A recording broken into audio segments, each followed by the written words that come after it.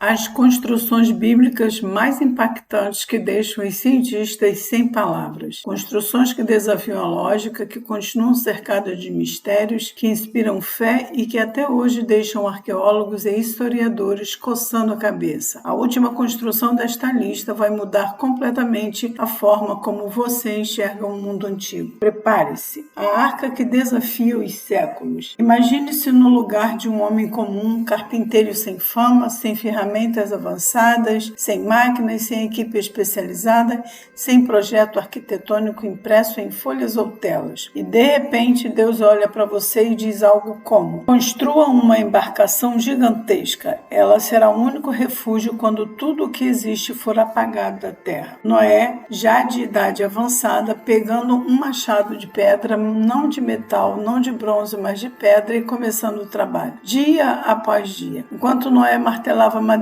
seus vizinhos martelavam piadas. E ainda assim ele continuou. Era um colosso de madeira, cerca de 135 metros de comprimento, 22 metros de largura e 13 metros de altura. O tipo de madeira? Madeira de gopher, um termo que até hoje intriga estudiosos. O revestimento interno e externo? Betume, uma espécie de resina escura, espessa e impermeável que, por sinal, ainda é usada em navios tradicionais em algumas regiões do mundo. E aí vem uma pergunta que sempre deixa as pessoas intrigadas. Como Noé colocou todos os animais lá dentro? Por séculos essa questão gerou debate, mas muitos pesquisadores apontam um detalhe que muda tudo. A Bíblia não fala de todas as espécies do mundo, mas de tipos de animais. Em 1959, um piloto turco tirou uma foto aérea mostrando uma formação estranhamente semelhante ao casco de um navio gigantesco. Desde então, expedições foram organizadas. Algumas equipes disseram ter encontrado madeira petrificada. Outras encontraram estruturas que lembrariam compartimentos internos. Afinal, Noé não construiu apenas uma arca, ele construiu um símbolo, um monumento à fé. Mas se você achou essa construção impressionante, se prepare, porque a próxima da lista desafia não apenas a engenharia da época, mas também a lógica humana. As muralhas que caíram sem um único golpe. Imagine estar diante de muros tão grossos, tão altos e tão sólidos que qualquer exército da época pensaria duas vezes antes de se aproximar. Muros fortificados, planejados para resistir a cercos prolongados. Muros que pareciam intransponíveis. Agora imagine esses muros caindo simplesmente pelo som de trombetas e gritos de fé. Essa é a história de Jericó, uma das cidades mais antigas do mundo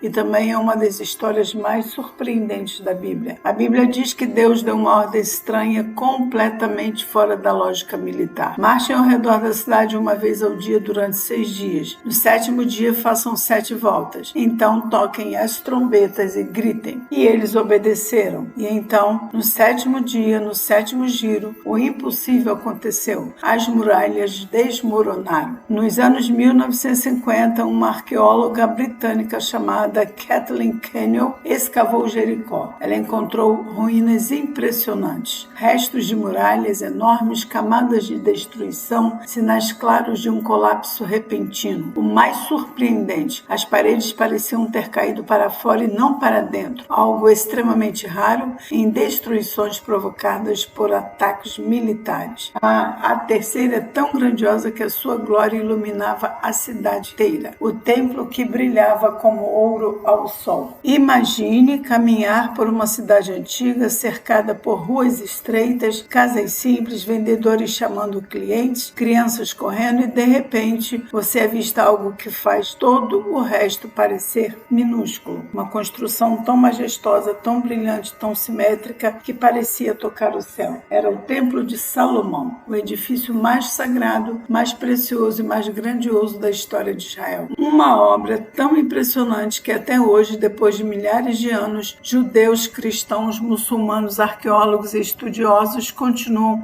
fascinados por ele. Mas para entender a grandeza do Templo de Salomão, precisamos voltar um pouco no tempo. O sonho que começou com um rei. Tudo começou com o rei Davi, um governante forte, amado e respeitado. Depois de anos fugindo, lutando, defendendo seu povo e estabelecendo seu reino, Davi desejava construir uma casa permanente para Deus, um lugar fixo, sagrado, onde a Arca da Aliança pudesse repousar. Mas Deus disse a ele: você não construirá o templo, seu filho o fará. Salomão, seu filho, o rei, conhecido por sua sabedoria, sua justiça e sua capacidade de governar. Quando ele assumiu o trono, recebeu também essa responsabilidade gigantesca: erguer um templo digno da presença divina. O local escolhido para esse templo não era qualquer terreno, era o Monte Moriá, o mesmo lugar onde Abraão quase sacrificou seu filho Isaque. Ali, naquele ponto exato, a história e a fé se entrelaçavam. E a construção começou. As pedras enormes, precisas, lisas, como se tivessem sido cortadas com tecnologia moderna, eram talhadas longe do templo para que nenhum som de martelo fosse ouvido no lugar sagrado. O interior do templo foi inteiramente revestido com ouro puro. Sim, todas as paredes. As figuras de querubins, palmeiras e flores eram esculpidas com delicadeza, e o centro do templo ficava o Santo dos Santos, lugar mais sagrado da terra. Somente o sumo sacerdote podia entrar ali, e apenas uma vez ao ano. E ali dentro repousava a Arca da Aliança, símbolo físico da presença de Deus. Ali, a torre que devia tocar o céu. Pense em um mundo onde todos falam a mesma língua, sem tradutores, sem barreiras, sem fronteiras culturais. Um mundo onde a humanidade inteira consegue se unir em um único propósito. Agora imagine que esse propósito fosse construir uma torre que chegasse até o céu. Essa é a história da Torre de Babel. Depois do dilúvio, os descendentes de Noé começaram a espalhar-se pela terra. Foi ali que surgiu a ideia: vamos construir uma torre tão alta que nos leve até o céu. Não era apenas arquitetura, era ambição, orgulho, desejo de grandeza. E mais, passamos para nós um nome. Eles queriam ser imortais, eles queriam estar acima, eles queriam chegar onde apenas Deus deveria estar. Deus observou o que estavam fazendo, e então Deus fez algo que ninguém esperava. Ele confundiu a língua da humanidade. A torre para, o projeto acaba, as pessoas se espalham pela terra e nascem as línguas, as culturas e as nações. Construção que deveria alcançar o céu se tornou ruína, e esse é o tema da próxima parte. O templo que renasceu das cinzas e brilhou ainda mais. Imagine que o centro da sua fé foi destruído. Imagine que o lugar que representava esperança, identidade, história, cultura e encontro com Deus simplesmente virou escombros. E você foi levado para um país estranho, com outra língua, outros deuses, outros costumes. Imagine viver décadas longe de casa, longe do seu povo, longe de tudo que fazia parte de quem você era. Essa foi a realidade dos judeus exilados na Babilônia. O templo de Salomão, o orgulho da nação, foi queimado. Os objetos sagrados foram saqueados. Os sacerdotes foram mortos. E o povo humilhado, deportado, transformado em escravos. Parecia o fim. Mas a história bíblica mostra que com Deus o fim nunca é realmente o fim. E é aqui que começa uma das reconstruções mais emocionantes da história. O segundo templo de Jerusalém. 70 anos se passaram desde o início do exílio.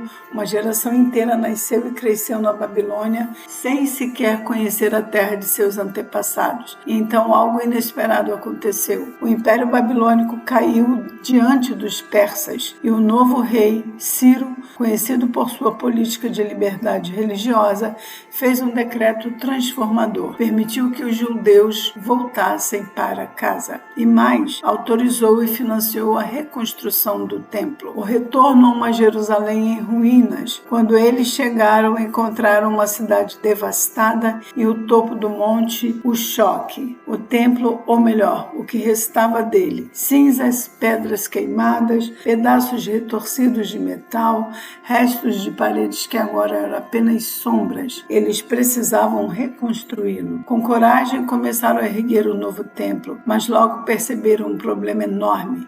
Eles não tinham recursos para replicar o esplendor do templo de Salomão. O novo templo seria menor, bem mais simples, sem a Arca da Aliança, sem o ouro que revestia paredes inteiras, sem a mesma grandiosidade arquitetônica. E isso quebrou o coração de muitos, mas Deus tinha uma mensagem para eles. Por meio do profeta Ageu, Deus disse: a glória desta última casa será maior do que a da primeira. Deus estava dizendo: vocês estão olhando para o exterior e eu estou olhando para o propósito. propósito, porque a verdadeira glória não viria do ouro nem da arquitetura, mas sim do que aconteceria dentro daquele templo dos séculos seguintes. A grande transformação, o templo de Herodes. Séculos depois, um rei tomou uma decisão ousada, Herodes o Grande. Ele queria conquistar o favor dos judeus e decidiu fazer isso transformando o segundo templo em algo extraordinário. Não uma simples reforma, mas uma reconstrução monumental. O resultado? Um dos templos mais impressionantes do mundo antigo, um edifício que brilhava sob o sol de Jerusalém. Era tão imponente que historiadores romanos falavam dele com admiração. E foi nesse tempo, nesse lugar transformado, renascido, engrandecido, que Jesus caminhou,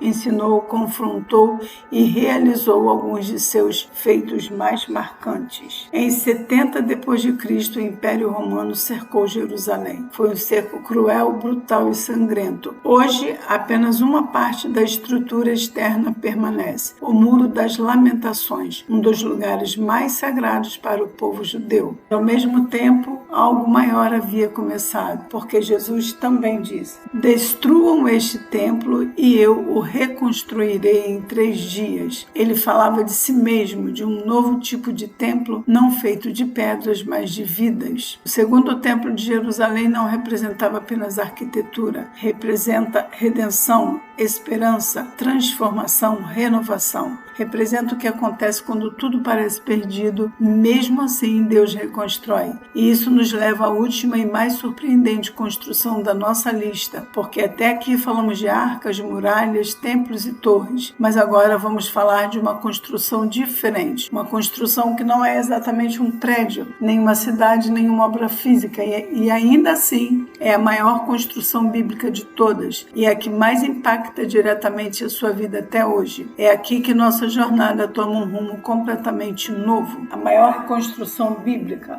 ela não é de pedra, mas existe algo na Bíblia que supera tudo isso, algo que não se mede em metros, nem em largura e nem em altura. Uma construção invisível e ao mesmo tempo a mais poderosa de todas. E essa construção não pertence a reis, nem a impérios, nem a profetas. Ela é viva, ela respira, cresce, transforma e é feita de escolhas, atitudes, decisões, quedas e recomeços. Sabe qual é? A construção da vida humana segundo Deus. A maior obra que o próprio Criador decidiu fazer dentro de você. A construção que começa dentro do coração. Quando Noé construiu a arca, não foi apenas um barco. Foi um símbolo de alguém que escolheu obedecer quando todos riam. De alguém que decidiu construir fé enquanto o mundo construía corrupção. Josué viu as muralhas de Jericó caírem e aquilo não representou apenas uma vitória militar. Representou o poder de Deus para derrubar o que parece impossível. Quando Salomão ergueu o templo, não era uma casa de pedras. Era a lembrança de que Deus deseja habitar no meio do seu povo. Quando a Torre de Babel caiu, não foi só uma obra interrompida. Foi um alerta contra o orgulho, a vaidade e a tentativa humana